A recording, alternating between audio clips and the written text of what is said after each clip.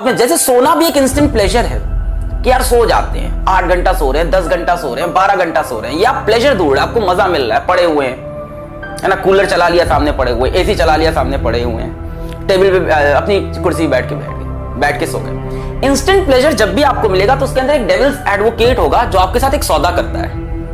उस सौदे में आपको क्या मिलेगा ये तो पता है, पर आपका क्या जाएगा वो आपको कभी नहीं बताता।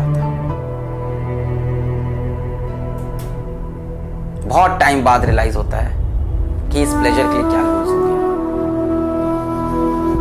The equation is always balanced. Physics is always balanced. The equation is always balanced. तो जब भी आपको लग रहा है किसी एक काम से आपको इंस्टेंट प्लेजर मिल रहा है और उसके बदले मेरा कुछ नहीं जा रहा है, अपने अंदर झांक के फिर देखना, ढूंढना, तुमको समझ में आएगा क्या जा रहा है। तो डेविल ना आपके साथ एक डील करके जाता है, आपको इंस्टेंट प्लेजर देता है और आपसे आपकी कोई बहुत इंपॉर्टेंट चीज लेके जाता है। जैसे इस समय अगर आप डेविल के चक्कर में पड़े, छोटा सा डेविल, लेवल अप, मजा आएगा, नए क्वेश्चंस करेंगे, वो आपसे क्या लेके जाएगा? वो आपसे ये लेके चला जाएगा,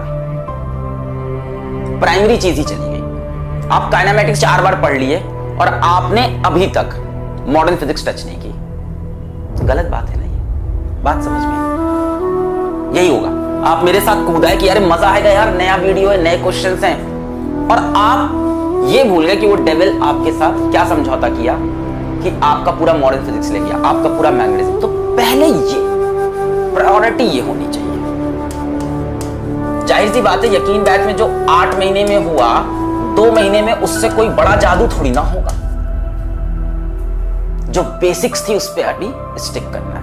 जिनका ये कंप्लीट है, जिनको ये कॉन्फिडेंस हो गया, सर बोर हो गए, ऑफ कोर्स कई बच्चे मैंने देखा उनको आंसर याद हो गए सारे क्वेश्चंस के, डीबीबी भी सॉल्व हो गई, सब हमने पूरा कर लिया, 8 महीना का अब सब कंप्लीट।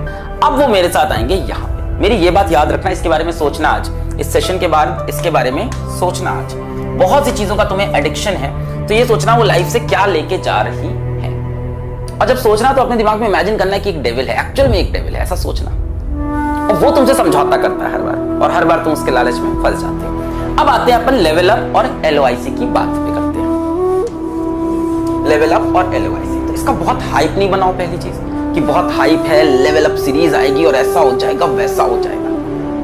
जो हो रहा था यकीन में ऑलरेडी हो चुका है, पहले ये बात समझो। मैं बार बार यही बिलीव करता हूं, जब मेरी तरुण सर से भी बात होती है, मैं कहता हूं सर इनको जो देना था मैक्सिमम पार्ट हम लोग दे चुके हैं। अभी यहां से सबसे ज्यादा जरूरी है कि ये बच्चे आके टेस्ट दे। टेस्ट ना देना, इंस्टेंट प्लेजर, बच जाना। डेविल्स एडवोकेट, डेविल्स ने उधर से क्या एडवोकेसी कर रखी है, तुमसे क्या सौदा कर रखा है डेविल ने। ये टेस्ट नहीं दे रहा है, इसकी सिलेक्शन तो गया, इसका गया सिलेक्शन। टेस्ट में अच्छा नंबर स्कोर करना ना स्कोर करना इतना इंपॉर्टेंट नहीं है जितना इंपॉर्टेंट टेस्ट को अटेम्प्ट करना है। जितना इंपॉर्टेंट टेस्ट को अटेम्प्ट करना है, दैट इज मोर इंपॉर्टेंट। जब आप अटेम्प्ट करते हो ना तो आपको फील होता है, आपकी सच्चाई आपके सामने आती है कि यार मेरी तैयारी नहीं है। फिर उसके बाद अगले 2 दिन जो आपका मोटिवेशन बनता है ना, डीमोटिवेशन से जो आपका मोटिवेशन बनता है, जो आपको सच्चाई आपके फेस पे पड़ती है। जैसे आप क्या कर रहे हो, आप दिन भर बैठ के इंस्टाग्राम स्क्रॉल कर रहे हो, किसी के आप रील्स देख रहे हो, कि कुछ कर रहे हो, अपने भाई बहन से बातें कर रहे हो, दुनिया भर की तमाम चीजों में बिजी हो। ब्रेन के कोने में पता है कि तैयारी अच्छी नहीं है। ब्रेन का दूसरा कोना ये भी कह रहा है कि पढ़ ले भाई, इस बार भी सिलेक्ट नहीं होगा, पिछली बार भी नहीं हुआ था, इस बार भी नहीं होगा, उसके पिछली बार भी नहीं होता, इस बार भी नहीं होगा। फिर क्या करेगा? आप पूरी तरह से डिस्टर्ब। टेस्ट देते ही क्या होता है, ब्रेन के दोनों तरफ से एक ही आवाज आती है, भाई पढ़, एकदम तैयारी नहीं तेरी, पढ़ ले, अभी 2 दिन में चैप्टर निपटा ले। Of course, test can demotivate you, but it demotivates you for your better good. अगर आप टेस्ट नहीं दे रहे हो बच्चों तो सबसे बड़ा मिस्टेक कर रहे हो। और अगर आप टेस्ट इसलिए नहीं दे रहे हो कि टेस्ट में नंबर नहीं अच्छे, अरे कौन देख रहा है तुम्हारे नंबर? वो फिजिक्स वाला ऐप में जो तुम्हारी रैंकिंग आती है, किसको फर्क पड़ रहा है उस रैंकिंग से? तुमको, तुम्हारे माँ बाप को, हमको, दोस्तों को, किसको? तुम्हारी फ्यूचर हस्बैंड, फ्यूचर वाइफ, तुम्हारे बच्चों, किसी को फर्क नहीं पड़ रहा, देश को फर्क नहीं पड़ रहा है उस रैंकिंग से। उस एक रैंकिंग के लिए तुम अभी पगलाए हुए हो कि वहां मेरी रैंकिंग अच्छी नहीं आएगी, मैं टेस्ट तब दूंगा जब मेरे नंबर है वहां पे मुझे को। अच्छा, कई लोग को ये लगता है ना कि यकीन के टेस्ट के अंदर मेरे 650 नंबर आ गए। फोड़ देगा अपन। टेस्ट कितने दिए तूने? 4 ठो। किसको धोखा दे रहा है भाई? सर मैंने तो शुरुआत के 3 टेस्ट दिए थे, सब में 650 नंबर आए थे। उसके बाद तूने क्या किया? जिस बच्चे ने सारे टेस्ट दिए उसके 500 आए सारे टेस्ट में, लिख के ले ले, वो सेलेक्ट होगा, तू नहीं। Never look for perfection in things. मैंने लाइफ से जो चीज सीखी है, never look for perfection in things in the first instant. Build a thing and make it perfect. Perfection पहली बार में हर चीज में अचीव नहीं हो सकता है।